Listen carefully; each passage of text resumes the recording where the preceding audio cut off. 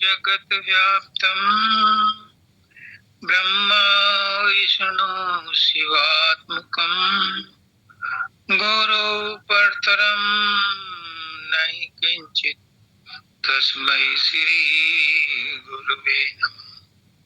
सर्वे भवन्तु सुखिनः सर्वे सन्तु निरामयाः सर्वे भद्राणि पश्यन्तु मा कश्चित् दुःखभाग् भवेत्। ध्यानमूलं गुरुमूर्ति पूजामूलं गुरुपदम् मंत्रमूलं गुरुवाक्यं मोक्षमूलं गुरुकृपा। परम तत्वाधार परम पुरुष पुरंदरी मालिक कलयुग पुष्करनाथ जी महाराज की पवित्र आत्मा सभी सत्संगी भाइयों बहनों माताओं बच्चों बुजुर्गों सबको राधा स्वामी।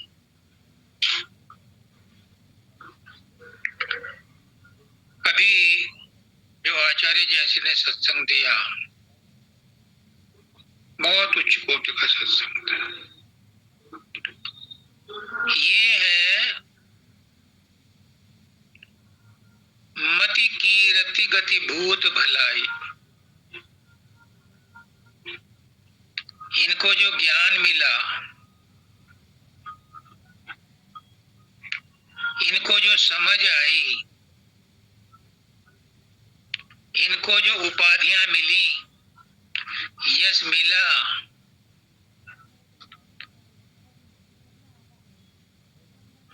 इनको जो मान सम्मान मिला, इनकी जो आत्मा को शांति मिली,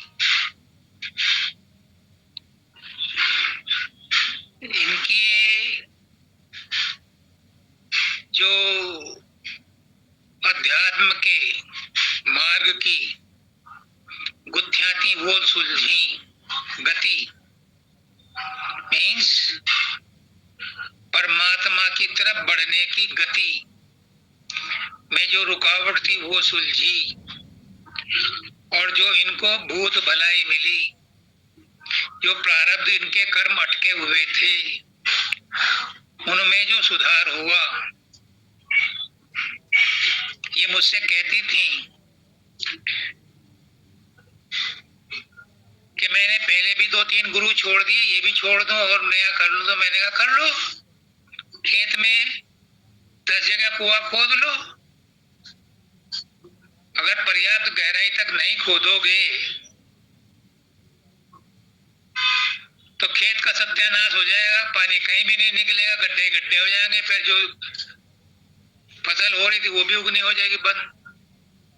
इनकी समझ में आ गया, और किसी की समझ में कब आएगा ये उसके ऊपर डिपेंड करता है।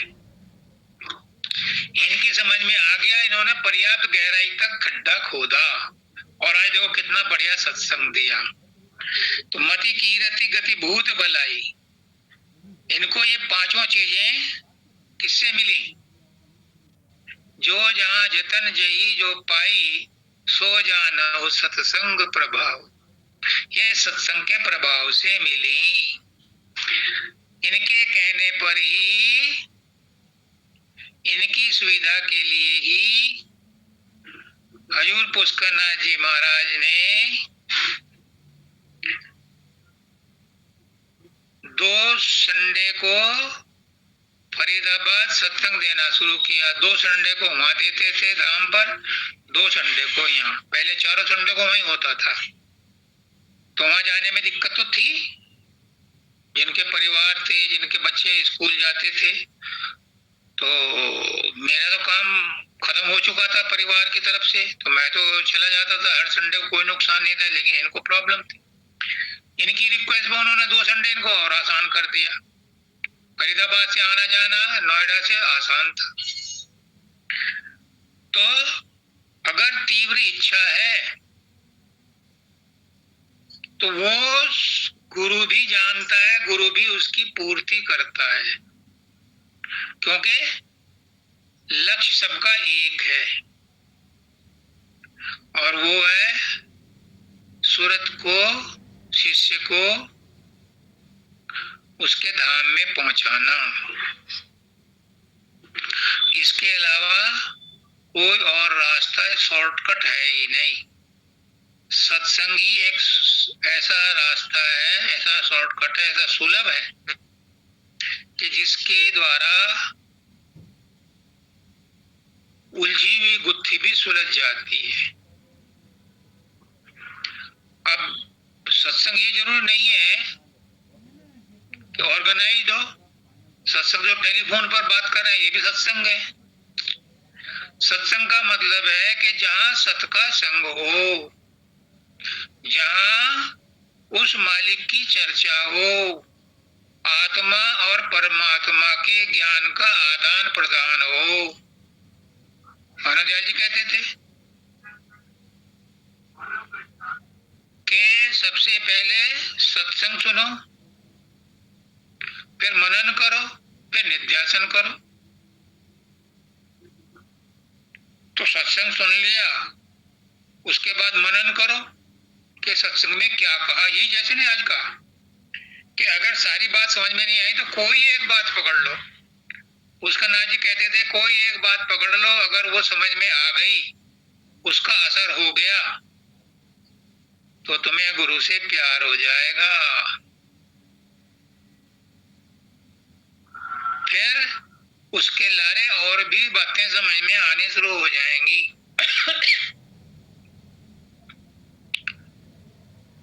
तो ये तो थी सत्संग की महिमा।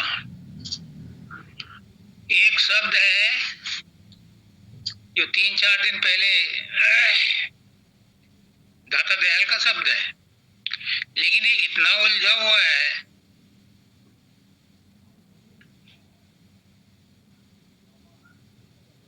कि मुझे गुरु से रिक्वेस्ट करनी पड़ी कि इसका क्लू भेजो, इसकी कुंजी भेजो, इसको मुझे एक्सप्लेन करो।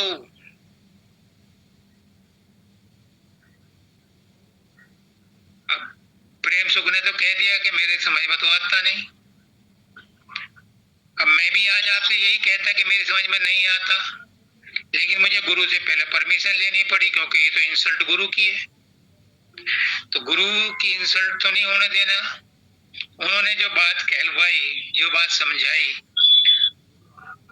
वो सुनो क्या कहना चाहते हैं। बड़ा मार्मिक है, बड़ा छायावादी है, रहस्यवादी है ये सब। बन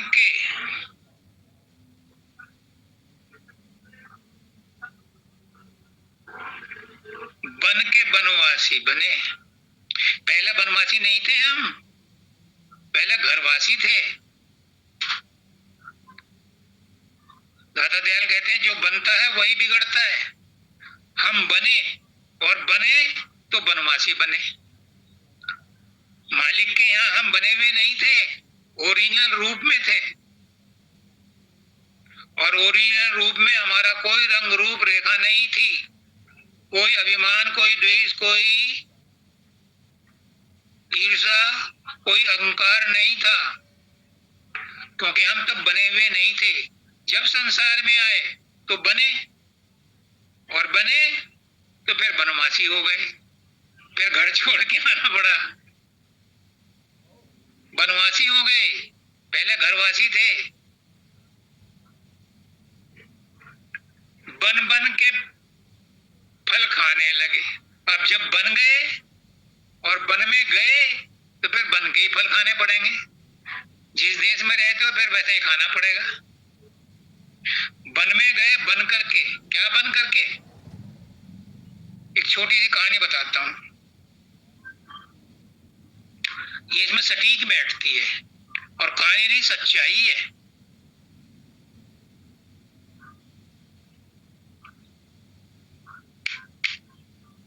देखो मेरी आंखों में, मुझे कोई एतराज नहीं।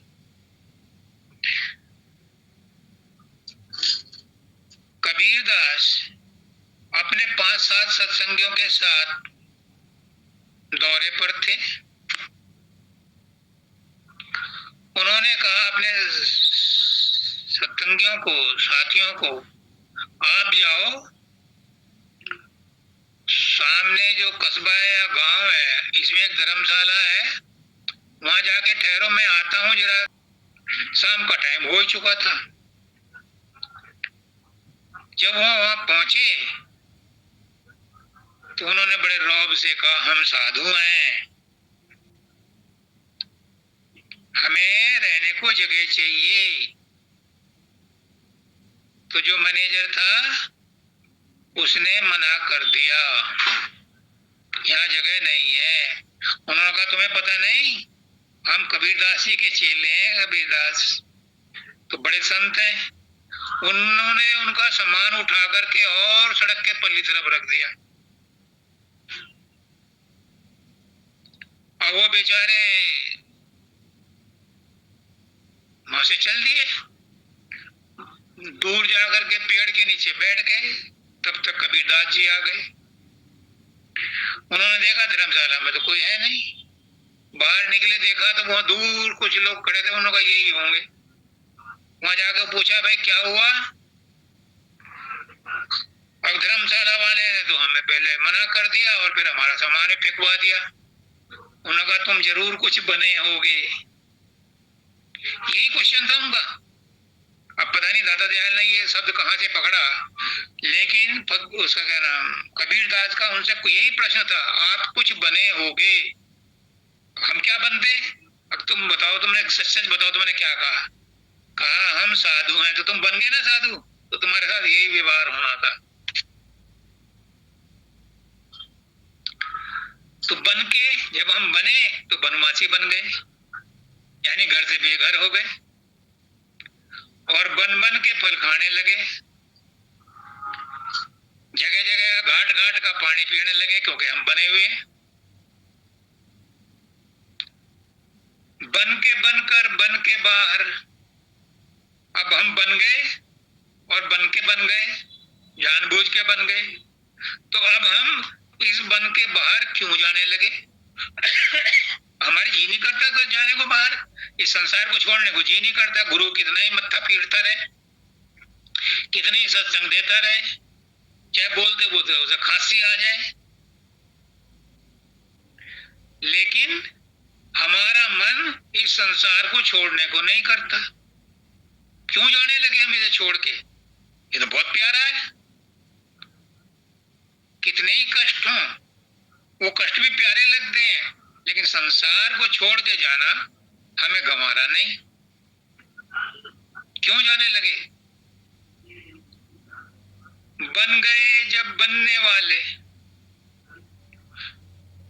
जब बेरूपी बन गए हम, बेरूपी तो बने,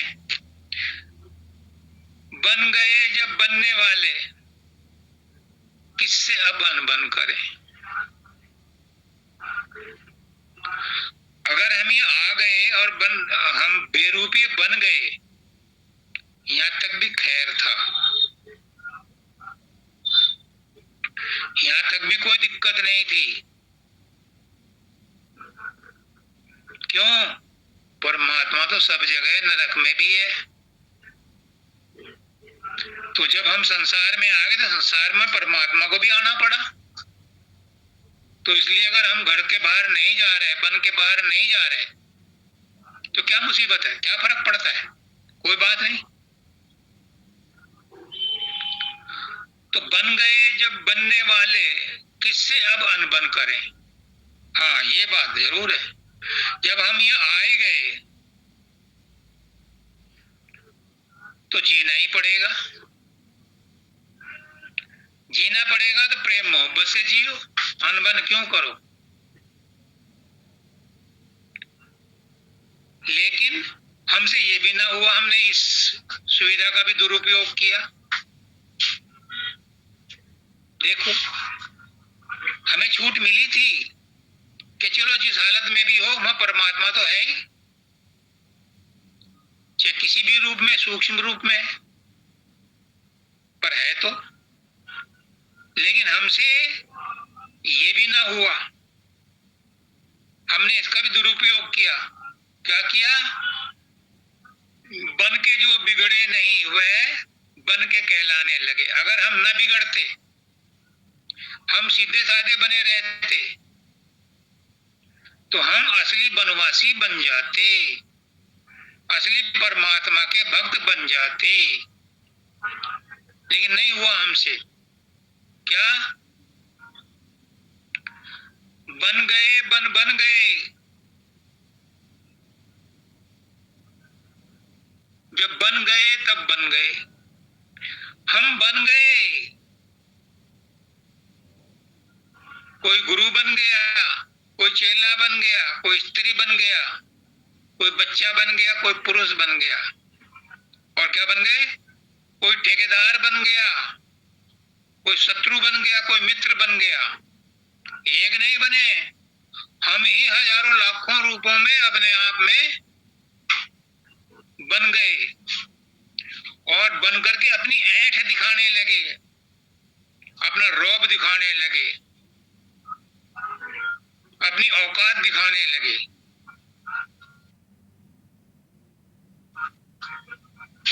बन के दिखलाने लगे, बन के दिखलाने लगे। मैं ये कर दूंगा, मैं वो कर दूंगा, मेरा ये रिश्तेदार है, मेरा वो रिश्तेदार है, मैं तेरा खून पी जाऊंगा, मैं तेरा ये कर दूंगा। अपने रूप दिखाने लगे जो वो उनका रूप है नहीं।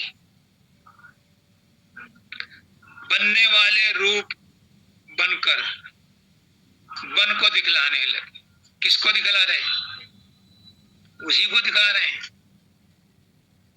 तो मुसीबत आ गई, अब रोने पीटने लगे। जब धर्मशाला वाले ने जगह नहीं दी तो रात को मच्छर काटेंगे और ठंड भी लगेगी, कैसे वहां धर्मशाला के बाहर होंगे?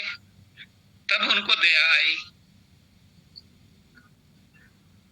तब वो धर्मशाला में गए कबीरदास जी। उन्होंने कहा, सेठ जी राम राम। राम राम जी, राम राम भगत जी, राम राम। आप तो बड़े दयालु हो, आपने तो दया करके ये गरीबों के लिए, यात्रियों के लिए धर्मशाला बनाई है। आपने तो बड़ा परोपकार किया है, बड़ा उपकार किया है, और फिर इसकी साफ सफाई करते हो। कितने धर्मात्मा हो, भगवान आपका भला करे। हमें भी रात को ठहरने को जगह दे दो, हम भी सेवक हैं। तो हाँ हाँ, बड़े खुशी से अब सबको बुला लाए और जगह मिल गई और रात भर सोए।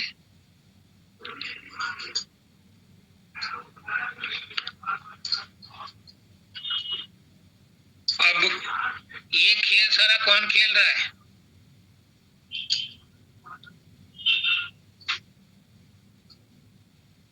ये सारा खेल वो ब्रह्म ही खेल रहा है, वो मालिक ही खेल रहा है। क्यों भेजा उसने हमें यहाँ? एक बार तो उसने अपने मर्जी से भेजा। मानव दयाल जी कहते हैं कि उनकी वाइफ ने पूछा था उनसे, माता जी ने, भाग्य माता जी ने, कि भगवान ने, ईश्वर ने ये सृष्टि रचाई अपनी खुशी के लिए, अपने मनोरंजन के लिए, फिर हमें क्यों दुखी कर रहा है? अपना मनोरंजन करता रहे। तो उसने हमें क्यों भेजा? मनोरंजन के लिए। आज मैं कहता हूं कि भगवान ने अपने मनोरंजन के लिए नहीं भेजा। भगवान को जरूरत ही नहीं है मनोरंजन और बेमनोरंजन की, वो तो हमेशा ही मनोरंजन में रहता है और मनोरंजन में भी नहीं रहता। वो तो स्वरंजन में रहता है, अपने आप में मस्त रहता है, उसे कोई मनोरंजन नहीं चाहिए। उसने हमारा मनोरंजन करने के लिए हमें संसार में भेजा, क्योंकि हम वहां रहते रहते ऊब गए थे। हमारे मनोरंजन के लिए उसने हमें पहली बार यहाँ संसार में भेजा कि जाओ मैंने एक रिजोर्ट बनाया है, उसकी सैर करके आओ। लेकिन यहाँ आते ही हम इस रिजोर्ट को अपना घर ही समझ बैठे, भूल गए कौन है मालिक, उसका नाम पता भी भूल गए, अपना भी नाम पता भूल गए हम कौन है, और मालिक का भी नाम पता भूल गए। इसी संसार को अपना मानने लगे। और यही नहीं, फल खाने लगे, जो कर्म यहाँ का सिद्धांत है। जो जैसे कर्म करेगा उसके फल खाएगा, और फल खाने के लिए यहाँ बार बार जन्म लेना पड़ता है। बस इसी में फंस गए। और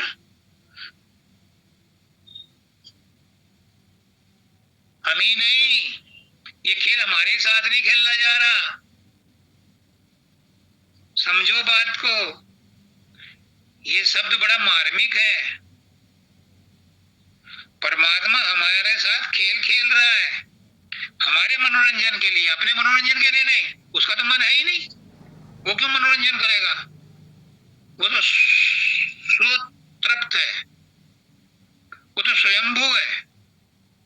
ये तो हमारी खुशी के लिए वो ये खेल खेल रहा है, और ये हमारे लिए नहीं, हमारे साथ ही नहीं खेल रहा। उसके जो ब्रह्म के अवतार आते हैं उनके साथ भी यही खेल खेला जाता है। जो गुरु आते हैं उनके साथ भी यही खेल खेला जाता है। कौन सा गुरु है ऐसा, क्या नाम है, मानव दयाल जी कहते हैं, एक एक बात लिंक कर दी उन्होंने वहां से बैठे बैठे। वो कहते हैं every saint has a past और every criminal has a future. हर संत का भूतकाल होता है। भूतकाल इस चौपाई में भी आया है, मति कीरति गति भूत बलाई। भूतकाल वहां भी आया है, प्रारब्ध वहां भी आया है। तो हर संत का भूतकाल होता है। क्यों? क्योंकि पुष्करनाथ जी कहते हैं अगर तुम्हारी कर्मों की ठोकरी खाली है, तुम्हारी इच्छाओं की ठोकरी खाली है, तो शरीर नहीं मिलेगा, जन्म नहीं मिलेगा। अब सतपुरुष को गरज पड़ी कि मेरे आत्माओं को, सुरतों को नीचे से चिता करके बुलाया जाए, तो वो संत महात्माओं को चुनता है, उनके हाथ में लिस्ट देता है कि इन सुरतों को चिता करके लाना है। लेकिन यहाँ आने से पहले शरीर चाहिए, और शरीर के लिए कुछ कर्म चाहिए। पुष्करनाथ जी कहते हैं अगर कर्म बाकी नहीं है तो शरीर नहीं मिलेगा, और बिना शरीर के सूरत कुछ नहीं कर सकती, आत्मा कुछ नहीं कर सकती। इसलिए उन्हें कुछ कर्म दिए जाते हैं। तो उनका भूत बन गया, उनका प्रारब्ध बन गया। उस प्रारब्ध को भुगतने के लिए वो भी आते हैं,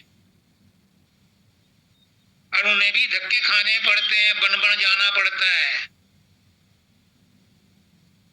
कि हमारे साथ ही नहीं हो रहा, ये ब्रह्म के अवतार के साथ भी हो रहा है, उन्हें भी बन जाना पड़ता है। लेकिन वो बन जाकर के बनते नहीं हैं, वो अपने आप में स्थित प्रज्ञ होते हैं, अपने आप में स्थिर होते हैं। तो जब कृष्ण भगवान आए तो गोकुल छोड़ करके वृंदावन गए, जब राम आए अयोध्या छोड़ करके दंडक बन गए। यही शब्द में लिखा है। क्यों? कर्मों का टोकरा उनके सिर पर था, हालांकि उनके कर्म नहीं थे। और मैं आज डंके की चोट पे कह रहा हूं, आपका भी कोई कर्म नहीं है, किसी का कोई कर्म नहीं है। मैं लेता हूं अपने ऊपर, किसी का तुम्हारा कोई कर्म नहीं है।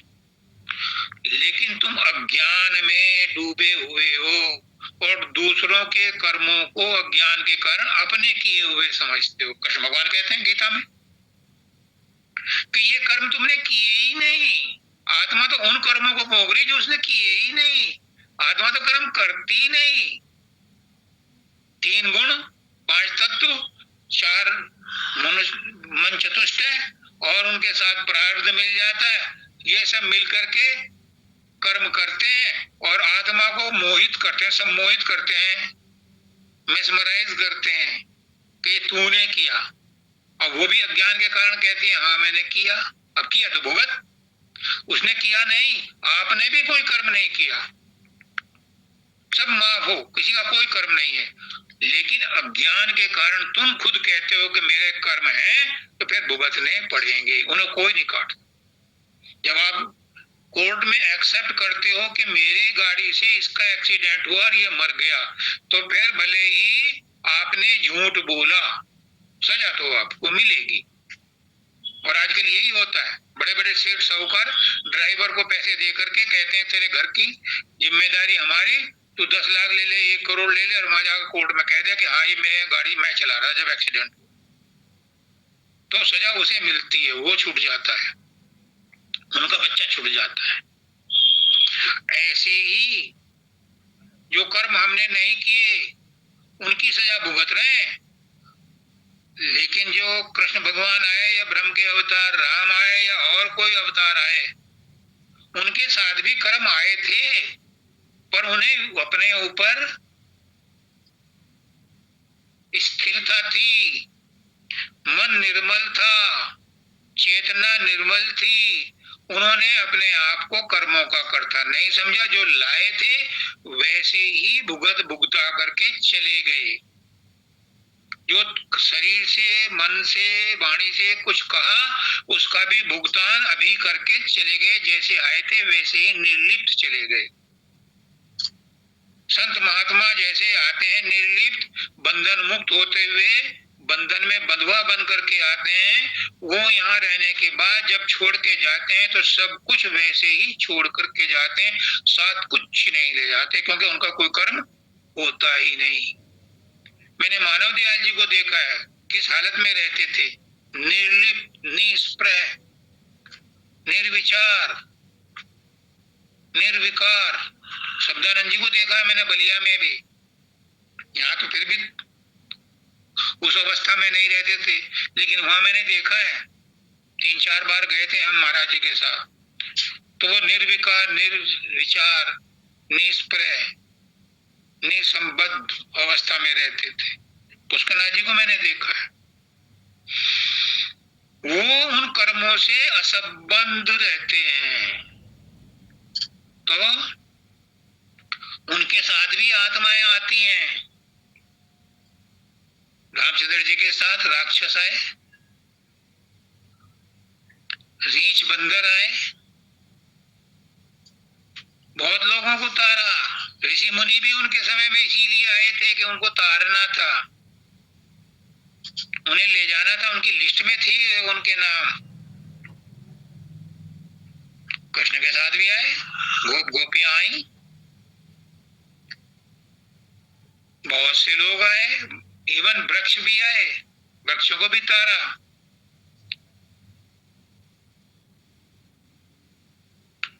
लताएं, जहां पर बैठ करके वो बांसुरी बजाते थे, वो भी देवता थे, वो भी आए शरीर धारण करके, उनका भी उद्धार किया।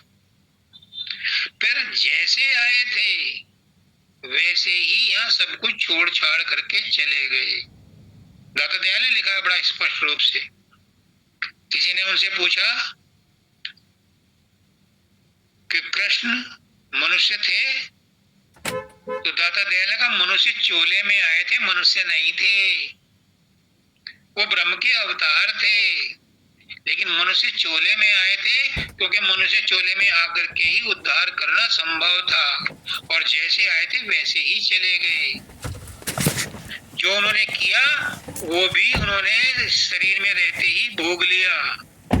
तभी तो भील ने उनके पैर में तीर मारा था, ताकि ये कर्म यहीं रह जाए, यहीं कट जाए और साथ कुछ ना जाए।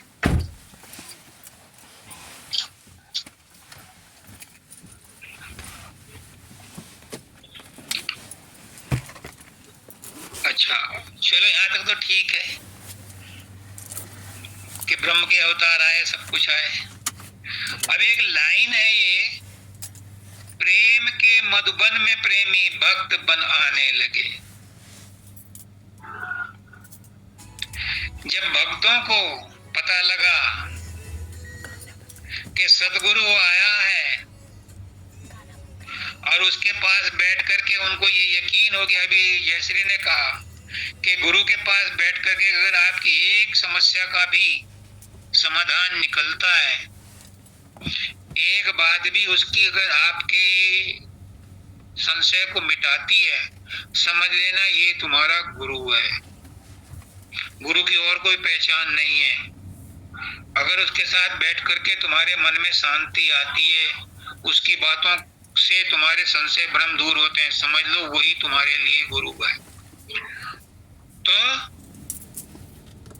भक्त जन भी आने लगे प्रेम के मधुबन में। क्यों? क्योंकि मनुष्य योनि में ही मोक्ष मिलता है और प्रेम के मधुबन में आए। गुरु प्रेम का भंडार है, परमात्मा प्रेम का भंडार है और गुरु उसी का रूप है। तो प्रेमी जन भी इस मधुबन में आने लगे, बन के आए, कोई नुकसान नहीं है। क्योंकि बनाया किसने वो अगली लाइन में आएगा। लेकिन सुन लो, अगर हम बन के भी आए, बेरूपी भी बने, तो भी क्या नुकसान है।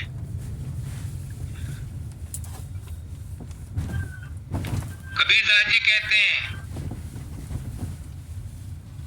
मैं कुत्ता हूं, मोतिया मेरा नाम। मैं गुरु का कुत्ता हूं, परमात्मा का कुत्ता हूं, मेरा नाम मोतिया है। जब मैं वो मुझे बुलाता है तो उसके पास जाता हूं, वो दूर दूर करता है तो दूर जाता हूं। ऐसे ही भक्त भी प्रेमी बन करके प्रेम में सराबोर होकर के गुरु के पास आते हैं। क्यों? क्योंकि प्रेम का सागर संसार में भौतिक रूप में आया हुआ है, निराकार रूप में उसका नहीं उठा सकते। नियम यही है कि साकार को साकार से ही लाभ पहुंचता है। हाँ, जब साकार के तुम हदों को पार कर जाओगे। दादा दयाल ने एक बड़ी मार्मिक बात लिखी है, और आज गुरु जो है बहुत मेहरबान है और जिज्ञासु भक्तों से कुछ नहीं छुपाता, सारा अनकही बात भी कह देता है। आवाज ही नहीं आएगी। निराकार, मानव दयाल जी कहते हैं, निराकार का भी आकार होता है, साकार का तो आकार होता ही है। साकार के अंदर निराकार भी आता है, पर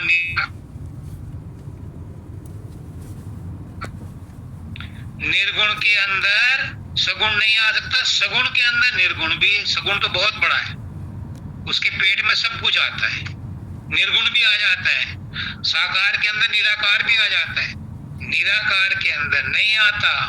इसलिए निराकार से फायदा डायरेक्ट नहीं ले सकते, साकार से ले सकते हो। चाहे साकार से साकार का फायदा ले लो, साकार से निराकार का फायदा ले लो। ये आपकी एबिलिटी और कैपेसिटी पर निर्भर है।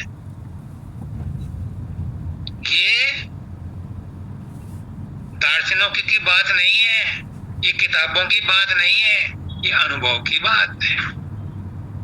गुरु को परमात्मा मान लो, जो चाहोगे वो मिलेगा। गुरु अर्थ दे तो गुरु धर्म दे तो गुरु काम मोक्ष देने आ रहे। और गुरु से परमात्मा मांग लो तो परमात्मा मिलेगा। और दादा दयाल क्या कहते हैं, तो असली बात वो सुन लो।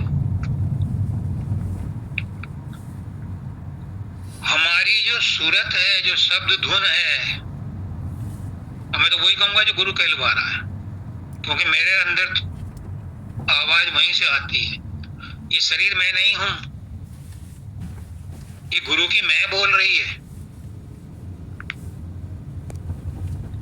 ये सूरत जो है ये भी निराकार है, हालांकि साकार रूप में ही निराकार आई है बन करके, क्योंकि साकार रूप में हम सबके अंदर है, लेकिन है निराकार रूप में। तो ये निराकार है और वो शब्द भी निराकार है। उस शब्द को हम डायरेक्ट पकड़ नहीं सकते, तो ये हमारी निराकार जो है उस बड़े निराकार से हमारा संबंध जोड़ देती है। और संबंध जोड़ने का, गठजोड़े का काम कौन करता है? वही करता है जिसको सद्गुरु कहते हैं। तो निराकार से संबंध जोड़ने का काम गुरु करता है, और फिर ये निराकार उस बड़े निराकार को मिला देता है। ये शब्द धुन भी निराकार है, लेकिन इसकी डोर के साथ साथ चलते चलते उस बड़े शब्द से जुड़ा जाता है। ये इस सद्गुरु की महिमा है, जो बंधन मुक्त होते हुए बंधन में अपने बंधुओं को चिताने के लिए आता है।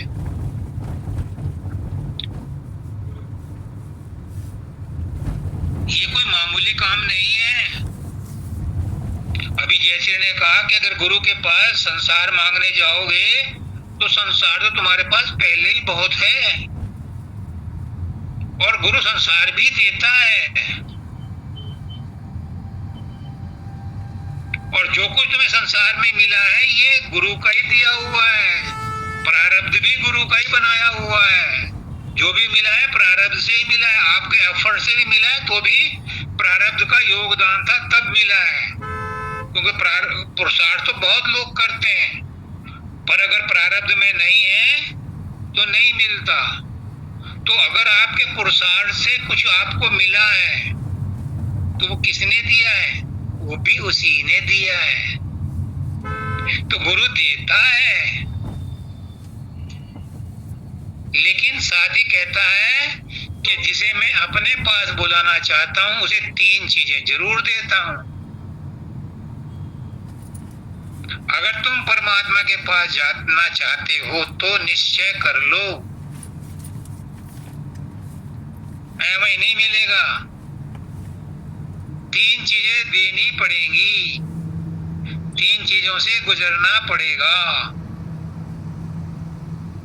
फिर मत कहना कि बर्दाश्त के बाहर हो रहा है, क्योंकि परमात्मा की शर्त है कि मेरे पास आएगा तो मैं ये 3 चीजें तो उसे टेस्ट के रूप में दूंगा। क्या? एक निरादर, लोग बाग इंसल्ट करेंगे, बुरा भला कहेंगे, तुम में कमियां निकालेंगे, तुम्हें टोकेंगे, तुम्हें संसार में जबरदस्ती खींचेंगे कि ये कैसे जा रहा, काल ही करवाता है उनसे। उसके साथ ऐसे जीव लगा देता है कि जो उसे भ्रमित करते रहें। एक चीज तो ये देता है, दूसरा देता है वो धन की कमी।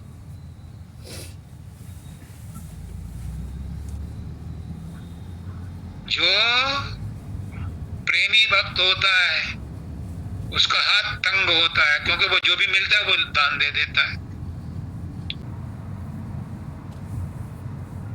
के पिताजी यानी दादा, शब्दानंद जी के दादा हजूर महाराज के चेले थे, और इनके पिताजी दाता दयाल के चेले थे। तो इनके दादाजी एक राजा के यहाँ ओहदेदार थे।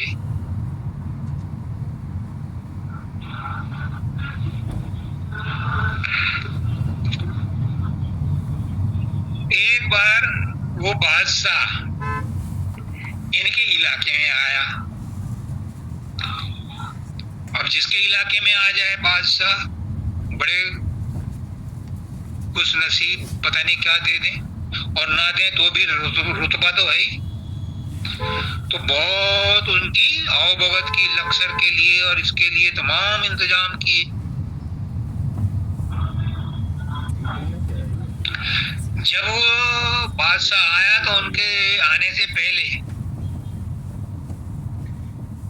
एक भिखारी उनके सामने आ गया और वो बहुत दीन दुखी था। तो इनके दादाजी ने अपनी अचकन उतार करके उसे दे दी और वो चला गया। अब जब बादशाह आया तो बड़ी आओभगत की, सब कुछ किया, औहदेदार थे तो वैसे भी रुतबा था। उन्होंने कहा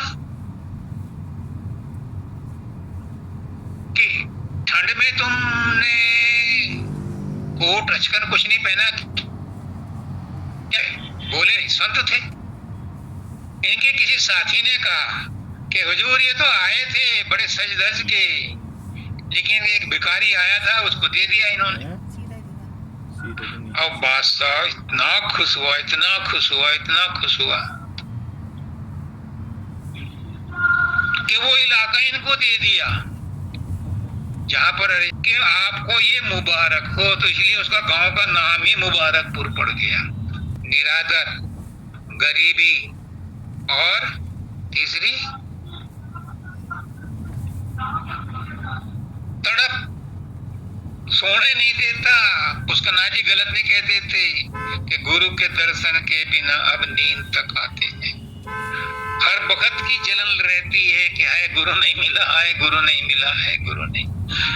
हर वक्त की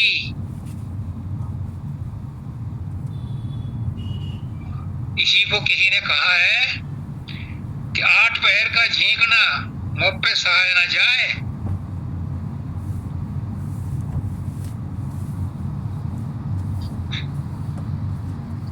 या तो मुझे मिल जाए या मुझे उठा ले, पर ये 8 पैर का झींकना मुझसे नहीं सहा जाता।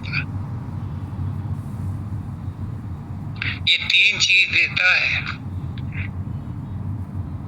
वो इसमें कदम बढ़ाए। बड़ी हिम्मत चाहिए। हर एक आदमी शब्दानंद नहीं हो सकता। रिटायरमेंट के बाद कच्चा परिवार छोड़ करके और होशियारपुर चले गए।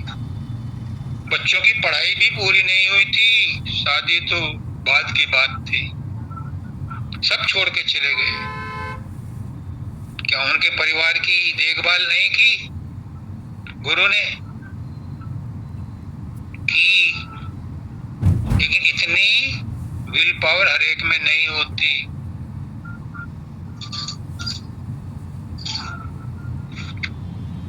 तो राधा स्वामी ने बनाया। अब राधा स्वामी कौन है? संत सदगुरु वक्त, इसने हमें बनाया। क्या बनाया?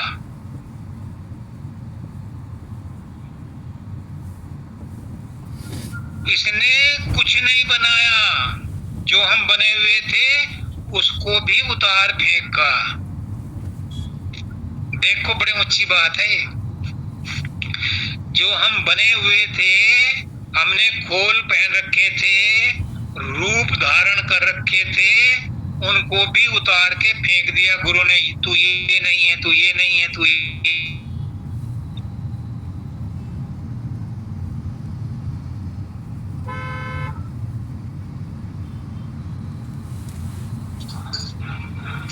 तू शरीर नहीं है, तू मन नहीं है, तू आत्मा नहीं है, तू चित्त नहीं है, तू अहंकार नहीं है, तू आत्मा भी नहीं है, तू कारण शरीर भी नहीं है, तू महाकारण भी नहीं है। फिर क्या है? तत्वमसि तो वही है। तो फिर क्या होता है? राधा स्वामी ने बनाया, बन गए, बन गए। अब असली बन गए, जो थे हम वही बन गए। जो ओरिजिनल रूप था उसी में आ गए। जो बनावटी रूप था उतार फेंका गुरु ने।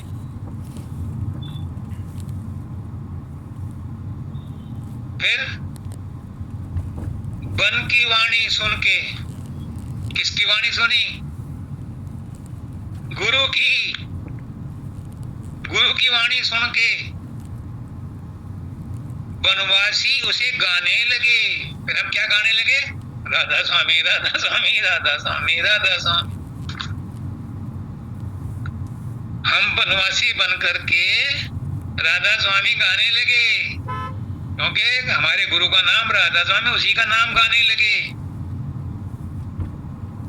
तो इसके गाते गाते क्या हुआ? अब मैं अपने उस पे आ जाऊं, ओरिजिनल लाइन ऑफ एक्शन पर। इससे संबंध नहीं रखती, लेकिन इसके साथ जोड़ना पड़ेगा,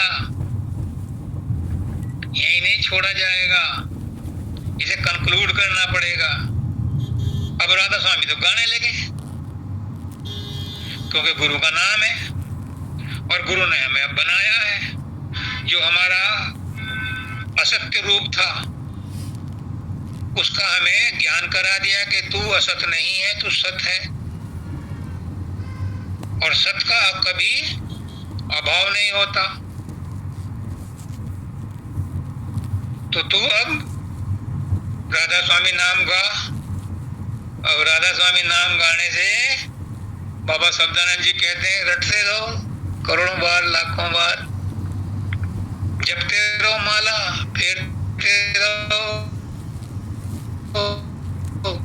कुछ नहीं होने वाला। राधा स्वामी नाम जपने से कुछ नहीं होता। एक और आज मजे की बात देखो कि जपते रहो, ये वर्णात्मक नाम है।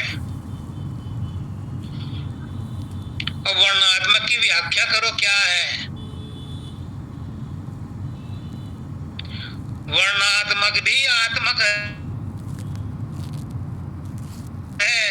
इसमें भी आत्मा शामिल है। ये भी अभी गुरु ने कहलवाया है। वर्ण तो शब्द है, लेकिन आत्मक जो है वो आत्मा गाएगी तब वो धुनात्मक तक पहुंचेगा, और धुनात्मक में भी आत्मा है। देखो कैसा उसका विचित्र ताना बाना है। कबीरदास तो जुलाए थे, वो ताना बाना खूब जानते थे। कहते थे कि हर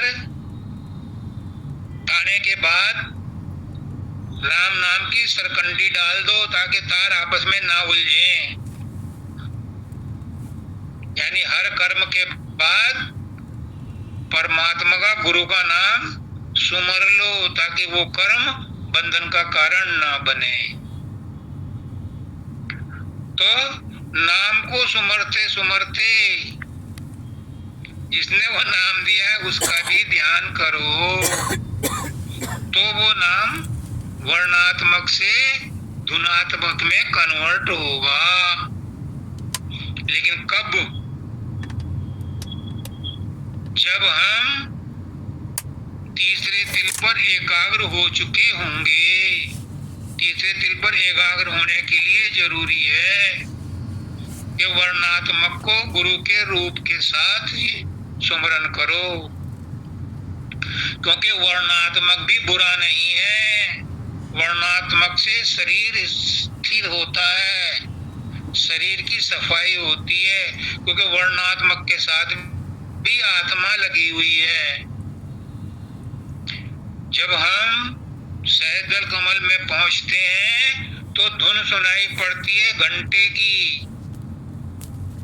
सतरज तम है ये ओंकारा, और ओम में है ये तीनों गुण। मृदंग की धुन जब कान पड़ी तब मन मेरा हुलसारे। तो सहजल कमल में आएगी घंटे की आवाज, और उससे ऊपर त्रिकुटी में आएगी मृदंग की, ओम की। जब ये आवाज आएगी तो ये समझ लेना कि वर्णात्मक धुनात्मक में कन्वर्ट हो गया है। आप हायर ग्रेड में आ गए हो, आपने मंजिल पार कर लिया, दूसरी मंजिल पर पहुंच गए हो।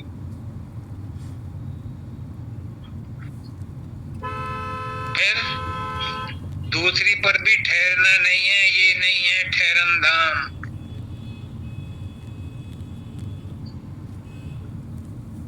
वहां मन मस्ती में आएगा और आत्मा उसके चंगुल से मौका देखते ही फुर उड़ेगी शून्य में। ये आंखों देखी बात है, कानों सुनी नहीं है, किताब में पढ़ी नहीं है। जब वो शून्य में पहुंचेगी तो वहां भी ज्यादा देर नहीं ठहरेगी। वहां नहा धो करके फिर वो तैयारी करेगी 10वें द्वार में घुसने की और महाशून्य में पहुंचेगी। महाशून्य में उसको जाना पहचाना लगेगा, क्योंकि जब सतलोक से पहली बार उतरी थी तो यहीं इस महाशून्य में ही ठहराई गई थी, उसी गेस्ट हाउस में। अब फिर दोबारा से पहुंची है वो। वहां से गुरु नहीं छोड़ेगा, क्योंकि वो स्थायी स्थान नहीं है। गुरु इतनी मेहनत करेगा, उससे जाएगी तो वो ले जाएगा, नहीं तो अगले वाले गुरु को चार दे जाएगा कि मेरी ये सूरतें यहाँ अटकी हुई हैं, इन्हें दोबारा लेके आ। फिर भंवर गुफा से निकाल करके वो सतलोक पहुंचाता है। वो है हमारी असली मंजिल। तब जो सतगुरु आया था उसका मिशन पूरा होता है। लेकिन एक बात याद रखना, गुरु का आशीर्वाद दिया हुआ, चाहे कुछ भी दिया है, कभी दिया है, वो फेल नहीं होगा। अगर तुम्हारा विश्वास है तो पूरा होगा, पर समय लगेगा। समय लगेगा पर पूरा होगा। और ये भी समझ लो कि इस गुरु का आशीर्वाद इसके चोला छोड़ने के बाद भी पूरा होगा। ये मत समझना कि इसके चोले छोड़ने के बाद इसके आशीर्वाद दफन हो गए ना, आशीर्वाद तो कायम रहेंगे, क्योंकि वो तो परमात्मा के हैं, गुरु का कुछ भी नहीं है। वो तो परमात्मा के शब्द हैं, किसी काल में कभी ना कभी फलित होंगे। अगर दूसरे गुरु की प्रेजेंस में रहते हुए फलित हुए तो ये मत समझना कि उसके प्रभाव से हुए, ये तो पहले वाले गुरु के आशीर्वाद से हुए। इस गुरु की भी जरूरत है, क्योंकि पहले वाले गुरु से जितने आशीर्वाद मिले थे उनके बाद भी आवश्यकता पड़ती है, क्योंकि ये गुरु की संस्था कॉन्टिन्यूअस बनाई ही इसलिए गई है, निरंतर प्रभावित हो रही है। नहर में, नदी में जल जो आ रहा है वो निरंतर प्रभावित हो रहा है। हमें ऐसा लगता है कि स्टिल है, हाँ ये रुका हुआ है, रुका हुआ नहीं है, वो चल रहा है। ऐसे ही गुरु का भी आशीर्वाद निरंतर चल रहा है। गुरु का ज्ञान भी निरंतर हमारे अंदर बह रहा है।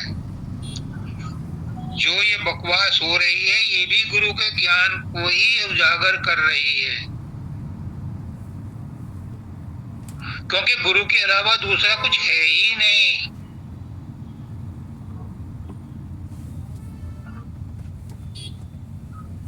हमें जो कष्ट मिलते हैं, हमें जो यहाँ बना करके भेजा गया है, इस शब्द में लिखा है कि हमें यहाँ भेजा गया है और हम बन बन करके यहाँ बन बन घूम रहे हैं।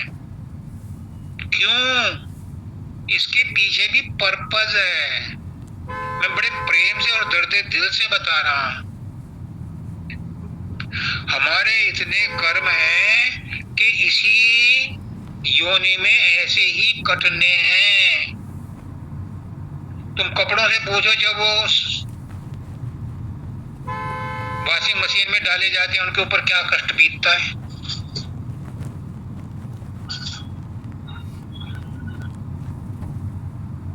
ऐसे ही ये लॉन्ड्री है संसार, इसमें हमें इसीलिए भेजा गया है कि हमारे कर्मों को धो धला करके साफ किया जाए।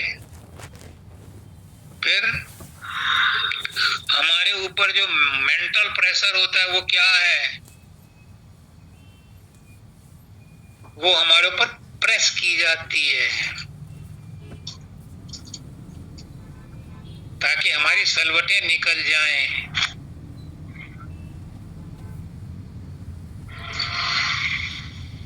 ये उस मालिक का प्री प्लान्ड है। और एक मजे की बात, किसी को भी सिवाय कृष्ण के या राम के, इन दो के एपिसोड देखे मैंने, औरों का मुझे पता नहीं, मैं नहीं जानता, हो सकता उनके साथ भी ऐसा हो। उनके अलावा किसी को भूत भविष्य नहीं पता। पुष्करनाथ जी कहते हैं कि अगर तुम्हारे साथ जो घर वाले हैं, जो दोस्त हैं, जो पत्नी है, जो बच्चे हैं, तुम्हें ये पता चल जाए कि पिछले जन्म में क्या था, मैंने इसके साथ क्या क्या किया, ये लेन देन मेरा लेने आया है, तो उसके साथ रह नहीं सके। क्यों? परमात्मा ने जानबूझ करके बनाया है।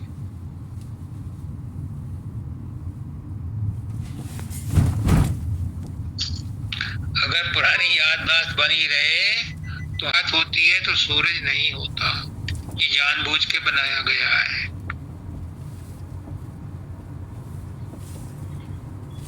एक बार रात ने शिकायत करी ब्रह्मा जी से कि मुझे चैन से रहने ही नहीं देता, सूरज जो है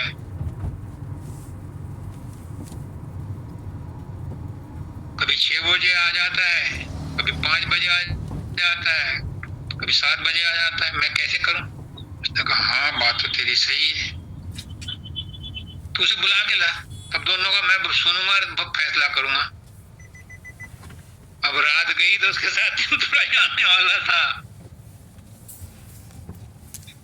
ये तो ब्रह्मा जी की चाल थी। तो तीनों काल एक साथ प्रेजेंट नहीं होते। हाँ, वर्तमान जो है ये जरूरी है। दादा दयाल कहते हैं मरना संभव नहीं है।